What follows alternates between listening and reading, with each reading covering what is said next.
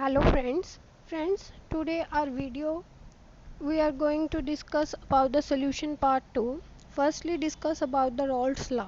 Last video में हमने Henry law तक कवर किया था. इस वीडियो में हमने रोल्स लॉ को स्टडी करना है कि रोल्स लॉ क्या था. रोल्स लॉ भी same as it is Henry law जैसा था. जैसे हेनरी लॉ पहले था कि mass is directly proportional to the mass of the gas. जितने भी डिज़ोल्व हुए वो डायरेक्टली प्रोपोर्शनल किसके, प्रेशर के, जो हमने अप्लाई किया. और हेनरी लॉ भी सेम ही था कि प्रेशर जितना हमने फिर उसको मॉडिफाई किया दिया था हेनरी ने कि जो प्रेशर है वो डायरेक्टली प्रोपोर्शनल टू है नंबर ऑफ मोल्स के. यही था. तो फिर बस यही सेम था कि रॉल्स ने भी ये कहा कि जो पार्शियल प्रेशर है कंपोनेंट का is directly proportional to the moles of the gas.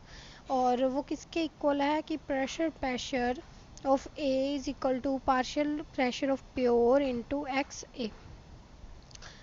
और B का भी सेम है कि वेपर प्रेशर ऑफ किसी भी कंपोनेंट का वो डायरेक्टली प्रोपोर्शनल है उसके mole fraction of the component के.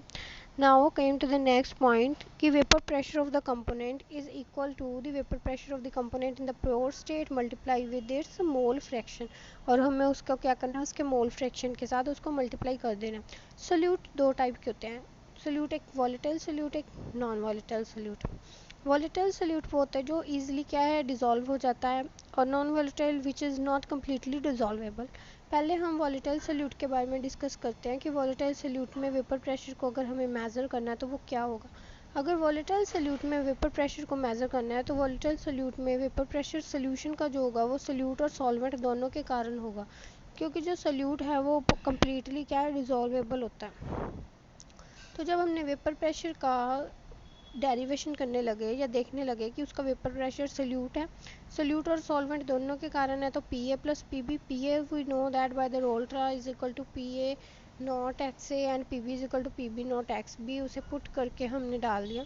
फिर हमने लास्ट वीडियो में ये रिलेशन भी किया था कि X A plus X B is equal to 1 by substituting that P S is equal to P B naught into 1 minus X A plus B A naught into X A.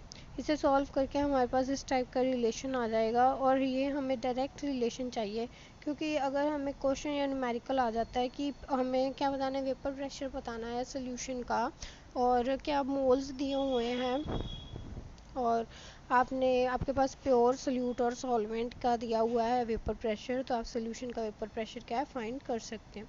Now came to the vapour pressure of the non volatile. अब non volatile में क्या है, non volatile में actually जो vapour pressure होता है non volatile में solutes क्या हैं, इजीली डिजॉल्व नहीं होते सॉल्वेंट में. These are not easily dissolvable in the solution sorry solvent. तो अगर सोल्यूट डिजॉल्व ही नहीं हो तो सोल्यूशन का जो वेपर प्रेशर आएगा वो किसके only due to the solvent आएगा. तो vapour pressure of non volatile solute is only due to the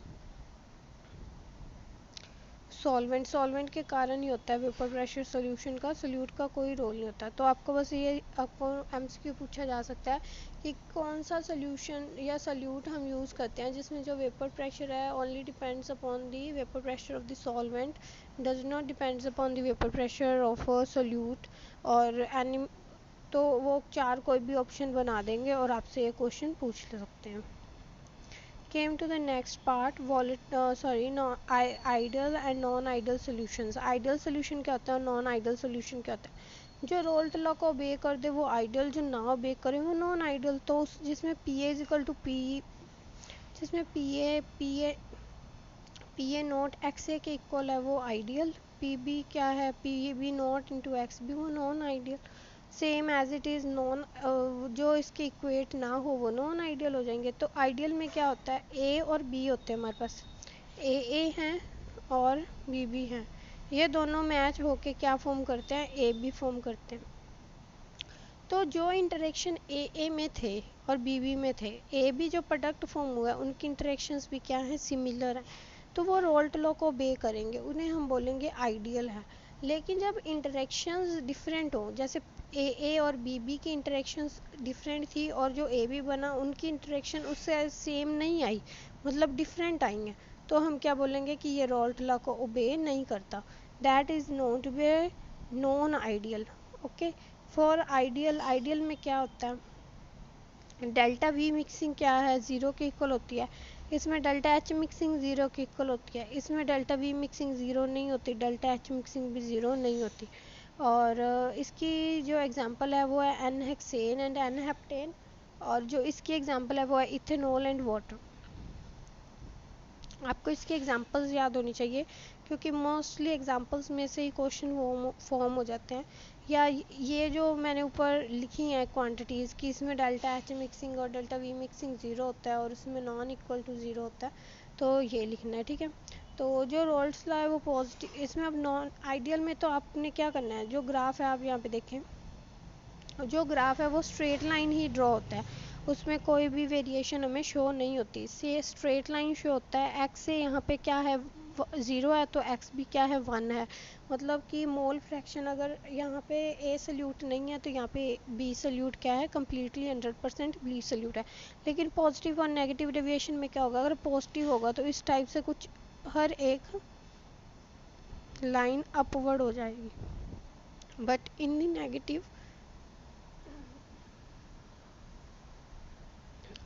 the negative deviation सारी की सारी डेविएशन क्या है, डाउनवर्ड आ जाएगी, स्ट्रेट लाइन से डाउनवर्ड मूव हो जाएगी, that is known to be a negative deviation. अब हमें ये देखना है कि पॉजिटिव डेविएशन और नेगेटिव डेविएशन में डिफरेंस क्या होता है, कि ये हम किसे कहते हैं कि पॉजिटिव डेविएशन और किसे कहते हैं नेगेटिव डेविएशन। अगर तो ए प्लस बी, ठीक है, इन्होंने एक फॉर्म किया ए बी, प्रोडक्ट फॉर्म हो गया, ए बी के इंटरेक्शंस क्या हैं, लोअर हों, ए बी के इंटरेक्शंस क्या हों, लोअर हों, तो हम क्या कहते हैं, ये पॉजिटिव डेविएशन है। मतलब जो न्यू फॉर्म हुआ है उसकी क्या है, इंटरेक्शंस वीकर हैं, that is known to be positive deviation. अगर उनमें हायर इंटरेक्शंस हैं तो हम उन्हें क्या बोलेंगे, नेगेटिव डेविएशन। अगर जो न्यू प्रोडक्ट फॉर्म हुआ है वो that is known to be negative and the old product is known to be positive deviation.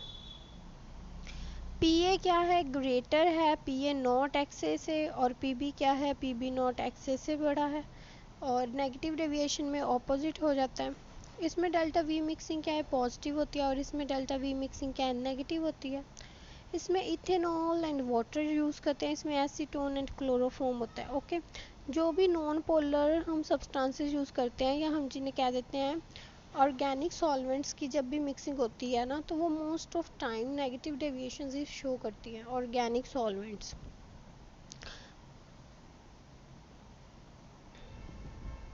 Ethanol and water shows the positive deviation. जो हम कहते हैं ना कि इथेनॉल में क्या मिक्स कर दो, वाटर को मिक्स कर दो, तो वो क्या है, पॉजिटिव डेविएशन शो करती हैं, और नेगेटिव डेविएशन क्या शो करती है, एसीटोन एंड क्लोरोफॉर्म। और जो positive deviation minimum boiling point का एज़ोटोप बनाते हैं, और ये मैक्सिमम बॉइलिंग पॉइंट एज़ोटोप। अब ये एज़ोटोप्स क्या हैं ये हम देखते हैं, और मिनिमम और मैक्सिमम क्या है ये देखते हैं।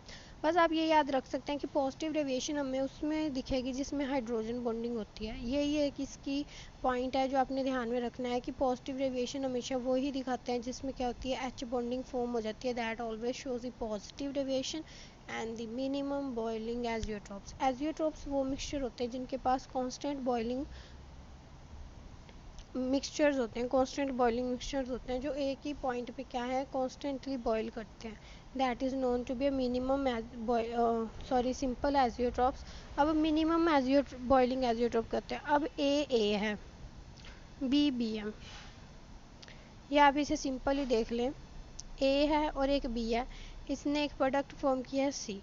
अब ए का बॉइलिंग पॉइंट कुछ 10 है, बी का कुछ 8 है, ठीक है, और सी का ना 5 आ गया। मतलब इन जिन दोनों से ये फॉर्म हुआ है इसका बॉइलिंग पॉइंट इन दोनों से कम हो गया ना, ए से भी और बी से भी, तो हम इसे बोलेंगे मिनिमम। बट इन्हें मैक्सिमम थोड़ा हम उल्टा कह देते हैं। उल्टा कैसे कहते हैं, कि अगर मान लो ए जिससे ये फॉर्म है इसका 10 है, बी का 8 है, तो सी का अगर 12 है तो हम इसे बोल देंगे कि ये मैक्सिमम बॉइलिंग एज़ोट्रोप है। सिमिलरली बस उसमें दोनों जिससे फॉर्म हुआ है मैक्सिमम हो जाएगा तो नेगेटिव डेविएशन, मिनिमम है तो positive deviation. That's next Kemps the colligative properties. हमारे पास 4 मेन कॉलिगेटिव प्रॉपर्टीज़ हैं। पहले तो कॉलिगेटिव प्रॉपर्टीज़ होती क्या हैं, वो प्रॉपर्टीज़ जो सल्यूट के अमाउंट के ऊपर डिपेंड करती हैं। मतलब कि हमने सल्यूट का अमाउंट कितना यूज़ किया है, जो प्रॉपर्टी उसके ऊपर डिपेंड करेगी उसे हम बोलते हैं colligative property. First Kemps the osmotic pressure. पहली हमारी osmotic pressure, second is the depression in freezing point, elevation in boiling point and the relative lowering in the vapour pressure. पहले हम पढ़ते हैं कि relative lowering in the vapour pressure क्या है। इसमें क्या है, हमारे पास प्योर सॉल्वेंट है और ये सल्यूट है। जब इसका वेपर प्रेशर देखा, मतलब कि इसके वेपर कब बनने स्टार्ट हो जाएंगे, ओके। तो वेपर प्रेशर मीन्स जब वेपर बनने स्टार्ट हो गए, तो वेपर इसके बनने स्टार्ट हो गए। अब हमने क्या किया, नॉन वॉलेटाइल सल्यूट की एडिशन करनी है। किसकी नॉन वॉलेटाइल, जो इजीली मिक्सिंग नहीं होती या कम्प्लीटली मिक्सअप नहीं होता। तो कुछ सल्यूट पार्टिकल्स ने क्या किया, सरफेस को एक्वायर कर लिया। इन कुछ सल्यूट पार्टिकल्स ने क्या किया, सरफेस को एक्वायर कर लिया, सरफेस के ऊपर आ गए। तो इसके vapours as compare to pure solvent कम बनेंगे।